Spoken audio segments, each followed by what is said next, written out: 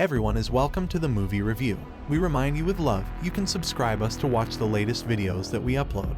And don't forget to click the bell icon. Today, I am going to explain the movie 300, Rise of an Empire, which was released in 2014. So let's go to the movie. The film's opening scene is a majestic depiction of the Battle of Marathon, where King Darius of Persia leads his army into Greece. As the battle ensues, Queen Gorgo begins narrating the unfolding events, which sees the Athenian general Themistocles leading his army against the Persians. The Greeks display immense bravery and skill, taking down the Persian soldiers one by one, creating a path for Themistocles to take aim at Darius from the shores. The Athenian general raises his bow and arrow, poised to make history with a single shot. As he releases the arrow, Darius's son, Xerxes, watches from his ship in shock and horror. Despite his valiant efforts, Xerxes is too late to save his father as the arrow pierces through Darius, leaving him in a pool of blood. Xerxes rushes to his father's side, cradling him in his arms as he takes his last breath. In that moment, their eyes lock with Themistocles, who walks away unscathed. Gorgo's voiceover resonates in the background, hinting at the weight of Themistocles' decision. He knew in his heart that he made a mistake by not killing Xerxes when he had the chance. As the scene ends, one can't help but feel the power and magnificence of this legendary moment in history, forever immortalized on the silver screen. Darius, the great king of Persia, lies on his deathbed. His son Xerxes and Artemisia, his fierce and beautiful naval commander, by his side. The king's condition is critical, and he knows that his time has come. He speaks to Xerxes, his voice faint but resolute, advising his son to leave the Greeks alone. He tells him that the gods are the only ones who can defeat them, and that no mortal army could ever succeed. As Darius's life slowly ebbs away, Artemisia takes his hand, her face etched with a mix of sorrow and admiration for the great man. She knows that Darius was a formidable warrior and leader, respected by all who knew him. As Darius breathes his last, Artemisia pulls out the arrow from his chest, putting an end to his suffering. For 7 long days, Xerxes mourns his father's death, grief-stricken and inconsolable. He broods over his loss, unable to fathom a world without his beloved father. On the 8th day, Artemisia comes to him, holding him close, her eyes brimming with determination. She tells him that his father's last words were not a warning but a challenge, a call to arms for the mightiest army the world had ever seen. As she speaks, Xerxes looks up at her, his eyes filled with a newfound sense of purpose. Artemisia, Xerxes' loyal advisor, knows that he must become stronger if he is to lead the Persians to victory against their Greek enemies. She sends him on a journey into the unforgiving desert, forcing him to walk with chains until he reaches a cave where a pool of shimmering gold liquid awaits him. Gorgo narrates that Xerxes enters the cave with a dark desire for power and revenge, his heart consumed by the thirst for glory and conquest. Xerxes emerges from the cave transformed, his skin imbued with a golden glow, his eyes blazing like the fires of Hades. He is a foot taller, hairless, and more powerful than ever before. His enemies tremble in fear at the mere sight of him, knowing that he is now an unstoppable force to be reckoned with. Artemisia knows that the time for mercy and diplomacy is over. She eliminates all of Xerxes' former allies, leaving him with only those who share his dark vision for the future. Together, they return to Persia, where Xerxes addresses the citizens with a newfound sense of purpose and determination. He stands before them, with Artemisia by his side, his voice booming across the land.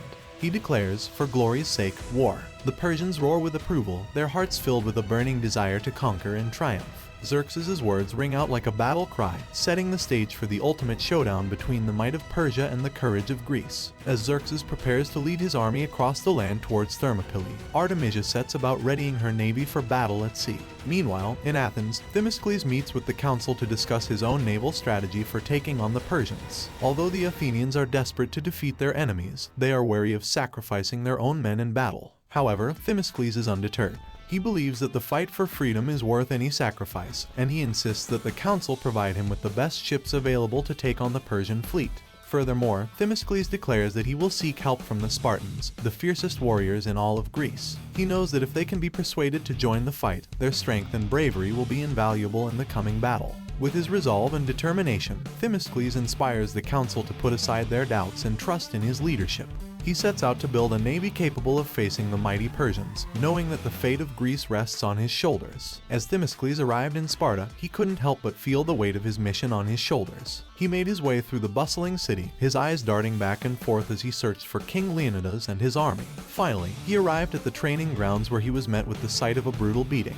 A group of Spartans mercilessly pummeled a lone man as he struggled to defend himself. In the midst of the chaos, Themistocles caught the eye of Dilios, a battle-hardened warrior. Dilios informed him that King Leonidas had already taken his army to the battlefield on foot, having dispatched the emissary sent by the Persians. But as he sought out the aid of the Spartans, Themistocles was reminded of the harsh reality that not all shared his vision of a free nation.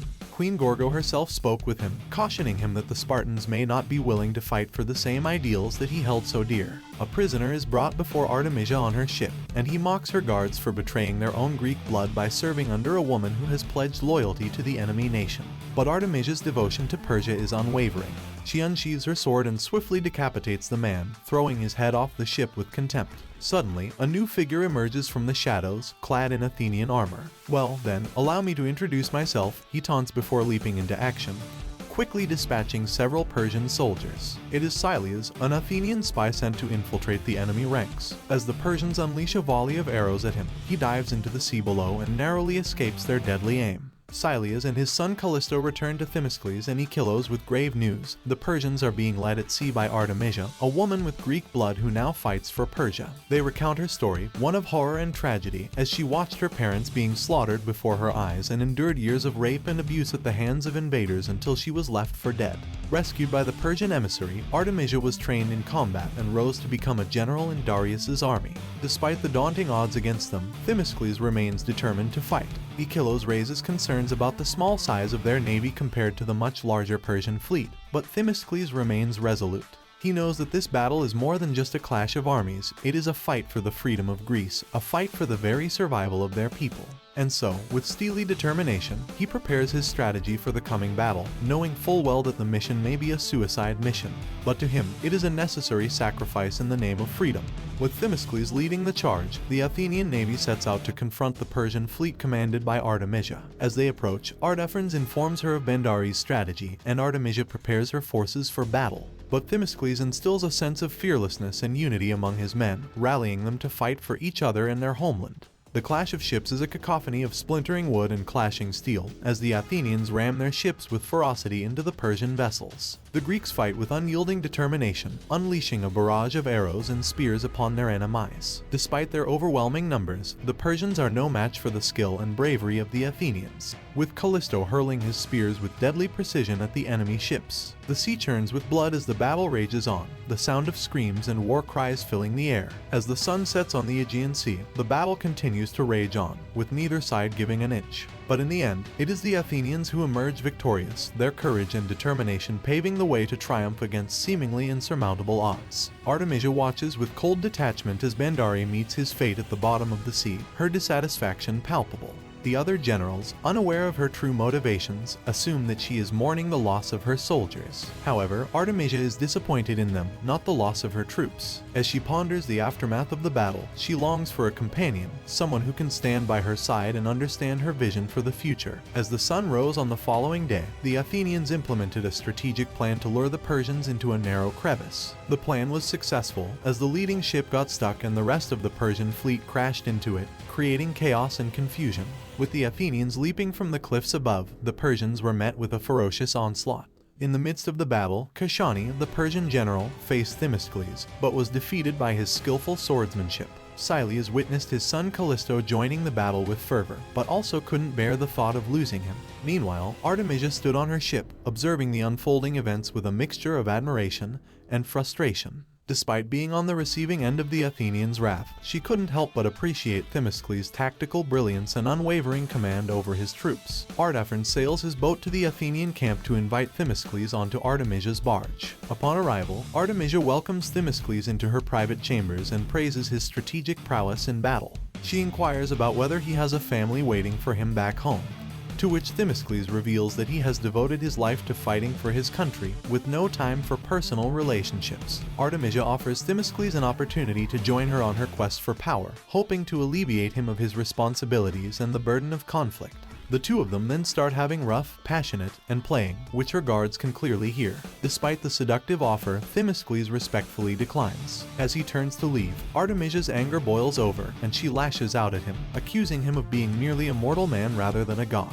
Themistocles departs from the barge, realizing that Artemisia is a fierce and ruthless opponent who will stop at nothing to destroy his people. He warns his men of the coming onslaught, readying them for the ultimate battle for their freedom. As the battle rages on, the ocean turns into a fiery inferno, with the Persian ships releasing tar and the Athenians fighting to fend off the guards swimming towards them with explosives strapped to their backs. Artemisia launches a barrage of arrows, striking fear into the hearts of the Athenians. Silius and Callisto fight valiantly, but 3 arrows find their mark in Silius, causing him to fall. Callisto watches in horror as his father takes his last breaths. On a Persian ship, a towering figure hurls torches, igniting the tar and causing flames to spread rapidly. But in a moment of divine retribution, he is struck by a spear, causing him to fall into the tar and ignite a chain reaction that causes the Persian ship to explode, taking several other ships with it. As chaos ensues, Artemisia launches another arrow, striking a Persian with an explosive on his back just as he climbs onto Themistocles' ship. Themistocles orders his men to abandon the ship and lunges towards the Persians. But before he can strike him down, the explosive goes off and the ship explodes, taking Themistocles down with it. As he sinks into the depths of the ocean among the bodies of his fallen comrades, Themistocles sees 2 serpentine creatures swimming towards him. They devour the bodies around him before one lunge at him, its jaws opening wide. As Themistocles awakens from his dream, he finds himself surrounded by the chaos of the ongoing battle. Callisto stands by his side, offering a moment of clarity amidst the raging violence. Themistocles realizes that his vision may have been a message, a humbling reminder of the consequences of his past actions. With a heavy heart, he rushes to Silius, who lies wounded and dying. He kneels by his friend's side and urges him to keep fighting, promising to avenge his death. As Silius takes his final breaths, Themistocles whispers a few words into his ear, a final message of love and gratitude. Overcome with grief, Themistocles mourns the loss of his dear friend. Callisto, curious to know Silius's final words, asks Themistocles what he said. Themistocles, still reeling from the pain of his loss, simply tells Callisto that he will reveal them in time. The ravens circle overhead, their beady eyes glinting in the sunlight as they descend upon the dead bodies of the 300 Spartans. Xerxes and his army revel in their triumph as they continue their march, their victory assured. The news of Leonidas' defeat reaches Themistocles through a messenger, and he knows that he must act quickly to defend his beloved Athens. He returns to Sparta with a heavy heart, determined to confront the traitorous Ephialtes who sold out his fellow Greeks to the enemy. When Themistocles confronts Ephialtes, the deformed hunchback stands firm and unafraid, seemingly repentant for his actions. Themistocles lowers his sword, gazing at the traitor with a mixture of pity and disgust. He acknowledges that there is little beauty in Ephialtes or in what he has done, but he listens intently as the hunchback reveals that Xerxes and his army are marching on Athens, preparing to destroy it. Themistocles spares Ephialtes' life, recognizing that he may be the key to sending a message to the Persians. He knows that the Greeks will fight to the death to defend their homeland, and he is determined to rally his countrymen to stand strong against the enemy. The fate of Athens rests in their hands, and Themistocles will stop at nothing to ensure that they emerge victorious. Themistocles approaches Queen Gorgo, knowing that he will not be met with a warm welcome, as Dilios warns him. Gorgo is still grieving the loss of her husband, and her heart is heavy with sorrow. Themistocles implores her to aid in the ongoing battle, but she refuses to send any more husbands, fathers, or sons to their deaths. As he hands her the sword of Leonidas, a symbol of her fallen husband, Gorgo's eyes fill with tears. The weight of the sword feels heavy in her hands, a reminder of the sacrifice that has already been made in this war. As the Persian army storms Athens, Xerxes seizes the head of Leonidas, triumphantly raising it high above the city's smoldering ruins. With each passing moment, the people's cries grow louder and more desperate, their homes and lives falling victim to the invaders' insatiable lust for power. The Persian king revels in his triumph, mocking Themistocles and labeling him a coward.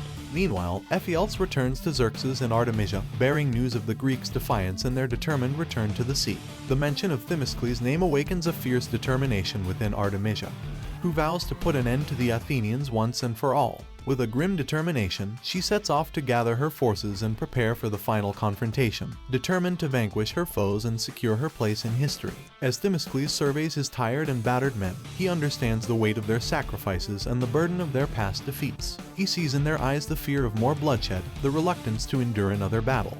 With a resounding voice, he speaks to them, urging them to choose their own destiny and make their own legacy. The Athenians look at each other, unsure of their decision. But Themistocles does not falter.